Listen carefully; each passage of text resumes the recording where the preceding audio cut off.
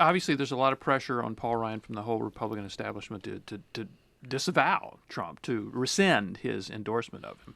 And clearly this is not working. I mean, if they're so-called partners, it's not working. And President Obama made a very reasonable point the other day when he said, look, if there's somebody and you keep having to say that what he has just said is unacceptable, then why are you supporting him?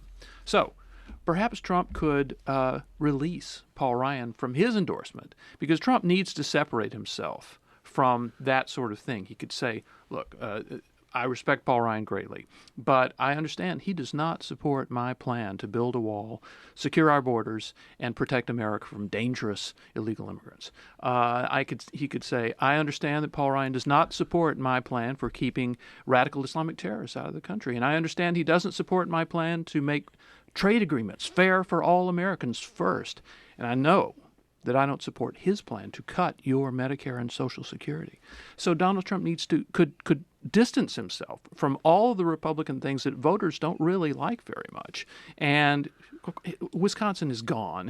Republicans in Wisconsin do not support Donald Trump.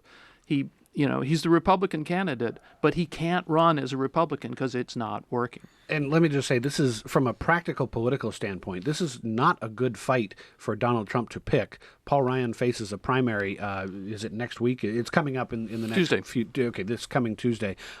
He's going to win that primary, and he might go north of 80% of the vote. It makes no logical sense for Donald Trump to have picked this fight with Paul Ryan, but for the fact that he feels slighted and feels the need to take a shot back. I think, let me just remind you, you're listening to the Diane Rehm Show.